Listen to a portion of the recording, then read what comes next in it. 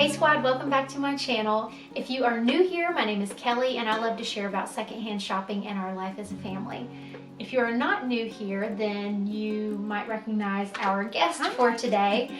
This is Emily and I'm going to let her introduce herself and then we will get into the video. So if you've been to Kelly's channel before, you know that I'm her cousin and we go to yard sales together. Outside of loving yard sales, I work as a licensed clinical mental health counselor, work with all ages, but mainly with children and families. I work with children through play therapy, but I also work with families and parents on parenting strategies and just how to help them with any kind of concerns that come up with their kids. Okay, so this is not a typical video for my channel maybe, but I'm going to talk to you kind of about my thoughts in incorporating this into our normal yard sale content. So when we go to yard sales, a lot of times I am looking for toys for my kids. Emily is looking for toys that she uses in her work as she's working and playing with kids.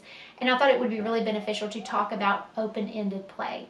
I feel like it's a word we hear tossed around a lot on social media, and to just kind of look at what that is and how that can play into secondhand shopping. Yeah. Before we begin, I do want to give a disclaimer. I am not and will not give parenting advice on this channel. That is something that I don't feel comfortable to do. I feel like parenting is very unique and there are a lot of different approaches to it. So this is just a glimpse into how to play with your kids in a different way and a positive way, and I felt like Emily was a really good resource and that she could share with us about that. Sure. So the first question is open-ended play. Can you just tell us what that actually means? Yeah. So play is something that kids just do naturally. They're gonna pretend, they're gonna create things. So open-ended play is just one intentional way of how we can incorporate play with kids. So maybe an easier way is to start off with what closed-ended play is, to kind of have the opposite. Closed-ended play is play with a goal in mind. So puzzles or games would be more of closed-ended play. They have a set of rules or a purpose or an end goal in mind is what their purpose is. Right. Open-ended play just has a different purpose. So one is not better or worse than the other. They're just different. Open-ended play is where the child leads. The child's getting to choose what to do versus rules or the adult telling them how to play. And it's where there really isn't a goal in mind. The goal is creativity and for the child just to be able to express themselves in play versus a goal of maybe productivity of, we're going to complete this puzzle or we're going to play this game. Sure. We'll get into this a little bit later. It's something that is hard sometimes for us to wrap our minds around as adults. Yeah. And something that kind of we have to work on sometimes. Yeah. Okay, so now that we know what it is, what are the benefits of it? What's the purpose of open-ended play? Yeah. So the purpose of having a time where your child is getting to lead the play and there's not really a goal or purpose in how to play is to give your child a chance to express themselves. Open-ended play can build a child's confidence, build their creativity skills, their independence, problem-solving skills, decision-making skills, just lots of different benefits. So that's definitely a lot of benefits. So like I said, as we're looking at toys at yard sales, and most of my kids' toys have come from yard sales, thrift stores, consignment sales. Can we find open-ended toys shopping secondhand? Sure. A lot of times when we hear the buzzword about open-ended play, it's alongside pictures of neutral and wooden and beautiful toys that all look the same, and those are great, but open-ended toys are not just limited to that. So a lot of the toys that you probably already have are open-ended toys, and you can certainly find them at thrift stores and yard sales. So for me, and I know probably for a lot of you out there, that's just like a big sigh of relief that you don't have to completely overhaul your toy collection and that you don't have to spend a lot of money on toys to accomplish open-ended play. So going off of that, what are some good choices for open-ended toys when we look at yard sales or at thrift stores? Yeah, so as I mentioned, a lot of them are toys that we already have. Those would be any kind of building toys, blocks, magnetiles, even like tracks, car and train tracks, vehicles, doll houses, dolls, people figurines, animal figurines, kitchen items, food, or even cleaning items. So those are things that we typically think of, and most kids and parents are going to have in their toy collection. Some things that we might not think about are art supplies, Play-Doh, things that kids can make into whatever they want. Pebbles or rocks or any kind of nature items, or even bins and containers and pieces of fabric that usually we don't think of as toys, but they're things that children can use in the process of play. The other thing that we also don't think of as typical toys are toilet paper rolls, egg cartons, cardboard boxes, things that usually we throw away but kids often really love. Yes, I'm laughing because the latest phase that my son is in is he gets excited when we get to the end of a toilet paper roll so that he can have the roll to paint. And he'll say, "Mommy, we got another one." So it's just, it's they do. So I don't want to say what are some bad toys or some toys that we shouldn't look for, but when we're thinking in the framework of open-ended toys, what are some ones that maybe aren't the best choices? So if you're wanting to find things just for open-ended play, then I would stay away from puzzles, games, electronics, or battery-operated toys. Those are not bad toys. Don't go throw them away from your toy collection, but they just have a different purpose. They are great for helping kids learn and just be curious about the different things in their world, but they're not very helpful for open-ended play just because they have kind of limitations or certain rules to them that kids are supposed to follow versus the child being able to lead. Sure.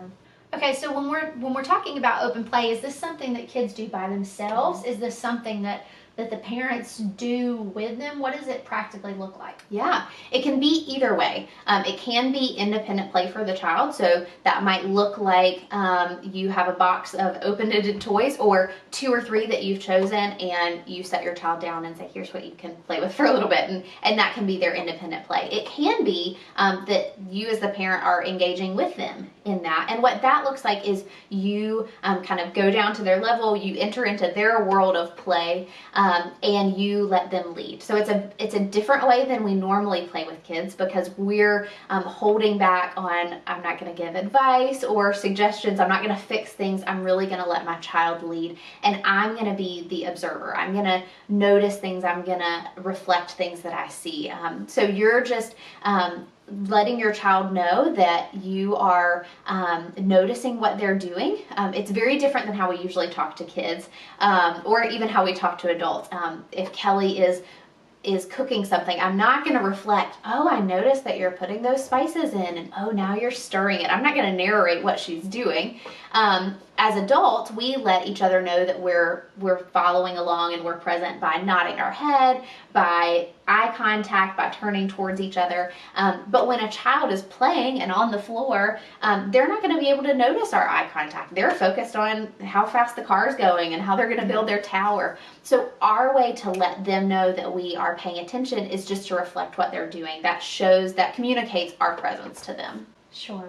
So I feel like a lot of parents may have some questions or some concerns of very specific thought processes. So one of those would be, okay, that's great, but if I'm letting my child lead, that sounds really messy. Yes. So what would be your answer to that? Yeah, the answer to that is gonna look different for every parent. There are some parents that are gonna feel comfortable with paint and lots of little toys and, hey, it's a mess, this just happens sometimes.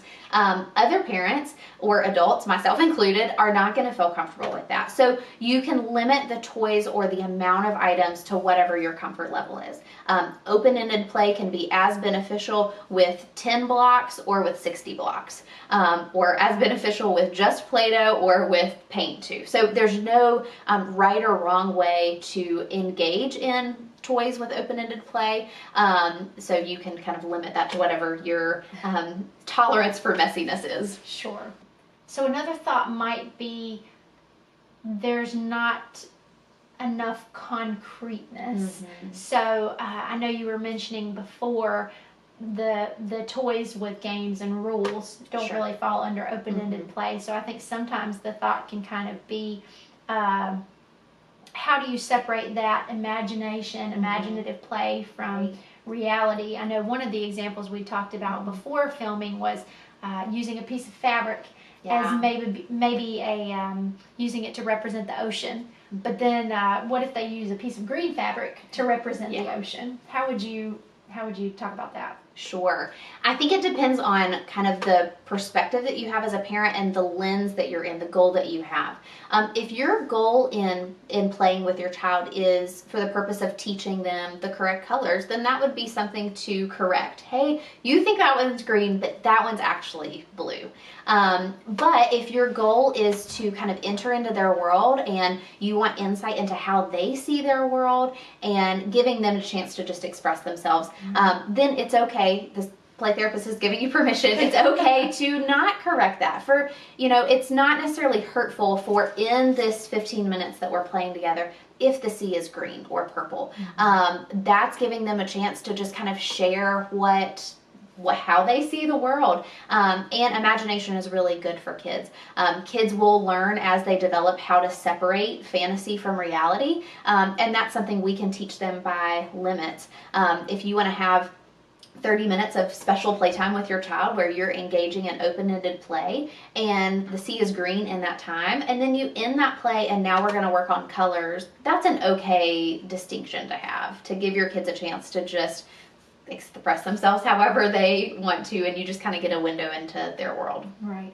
So that you sort of addressed another one of my questions, which was related to the time. So when you're saying open-ended play, you're saying this is a good thing to regularly incorporate into your schedule, but not all play has to be open-ended play. Sure. Is that correct? Yeah, absolutely. And I think it's important to clarify that this is something that can be good to incorporate. Some parents are going to watch this and say, I have no time in the day. Like, I can't add one other thing. I can't do open-ended play, and that's okay. There are ways that you can incorporate some of the aspects of open-ended play into how you interact with your kids that can still be beneficial. But if you have the time, it can be beneficial to say, hey, we're going to set 15-30 minutes today or once a week to do open-ended play. But there's also benefits in having other types of play. There's benefits in playing games, and kids learn how to win and lose. There's benefits in doing puzzles and having time where you're doing educational games or whatever that might look like. Sure. So for some parents, play feels hard and maybe non-productive would be the right word. And I know I sometimes struggle with, there is not an end goal to this. When you're playing with your kids, unless you are putting together a puzzle, I think I know I do better with puzzles because there's a definite end there. Sure. So what would you say to parents who they struggle with being interested in that play? Sure. I think there's a couple different answers, so I'll try to make this short. One thing is that we come from a world and a society that productivity equals success, and so when we see our kids not doing something that's productive, it can kind of channel something in us of like, oh no, we need to be productive. That's important. You can think about play is a child's language, and toys are the words that they use. So I don't bring a child, if I'm doing counseling, I don't bring them into the couch in my office and talk to a 3-year-old. They're not going to be able to communicate deeply, but they can communicate that through play. So when you're playing with your child, think of that as a way that you're able to hear their language. You're able to really see how they're communicating at the most developmentally appropriate way for them. So in that way, it is productive. We just kind of have to shift our thinking of what productivity means. Also, anytime you're engaging with your child in play, in a positive way, then that is really connecting. It's building connection. It's strengthening your relationship. So there's an aspect of where it is productive. The other thing to be aware of is your own upbringing. Sometimes parents who were not played with as kids or played with in positive ways, play with kids feels even more uncomfortable. And so you have to be, it's not unrealistic to learn how to play with your kids or for that to get comfortable, but you have to be really intentional about it and just be really aware of, okay, I never experienced what play was like as a kid, and so now I'm not really sure how to do that with my kids. So just being aware of even your own upbringing or what play was like for you as a kid can be helpful in understanding any feelings that you have when you're playing with your own child. Right. So talking about giving a window into their mind and their thought process, can you talk to us about what you've seen with respecting confidentiality, of course? Can you talk about what you've seen with kids playing with toys and maybe some of those communications that have come out in that way? Yeah.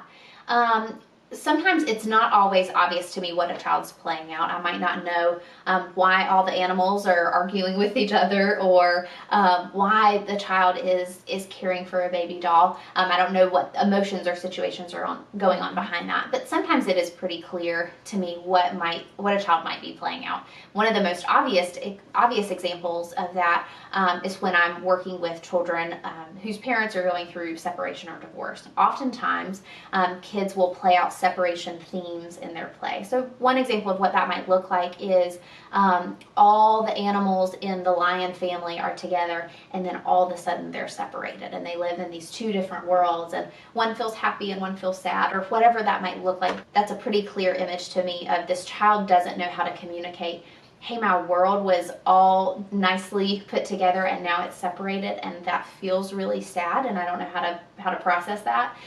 They don't know how to say that, but they're showing that in their play. So kids will often do that to process. They'll play in ways to process their emotions or their even situations that are going on. Absolutely. That's just, it's so interesting to me to see really how this is the way that they communicate. And I think that can be helpful, even if we're short on time, even if we're, busy, just to notice, just to posture ourselves to notice that there's a purpose to why they're playing with these things and how they're playing with these things. All right, you guys, I just wanted to quickly go over some of the toys in our home that are secondhand that fit this category of open-ended play. This bin of animals was found at a yard sale, and this was used as part of a Christmas gift a couple of years ago. These are great for open-ended play, like Emily said. Back here I have these letter blocks that came in this wooden wagon. They were thrifted. Behind that we have some character dolls. Now these aren't as open-ended because they do have a role in their stories, but those were birthday gifts and stocking stuffers that were secondhand. They were yard sale finds and thrift finds. This precious baby doll was one of my favorites for Andy. It is a yard sale find. That wooden train was a DIY project that I got thrifting, and I will link that video down below. In this bin we have Mega Blocks. Those were a thrifted find, and we just keep them in this bin here. These cars are just a few of our very large collection that have been thrifted and yard sales. These wooden blocks, if you follow me on Instagram, you will recognize these because I got these just a couple of weeks ago. They were a fantastic deal and the kids love building with them. And then right after that, my husband found these Magnetiles at our local thrift store. These were only $3.50 for this entire set. And if you know Magnetiles, you know that they cost much more than that brand new. And the kids have just really enjoyed playing and creating with these. And of course, lastly, everything is sitting on this Melissa and Doug mat. So this is a floor mat that I found at a yard sale, and it is great for having them to drive their cars on. All right, you guys, well, that pretty much wraps it up. I hope that you have enjoyed this video, whether you are a parent, a grandparent, whether you are in a role maybe at church where you're playing with kids or keeping the nursery. I hope that this video is something that you found inspirational. We hope that as you go to yard sales or thrift stores through this year, you are able to kind of keep your eyes out for some good treasures. All right, you guys, thank you so much for watching, and we will be talking to you soon.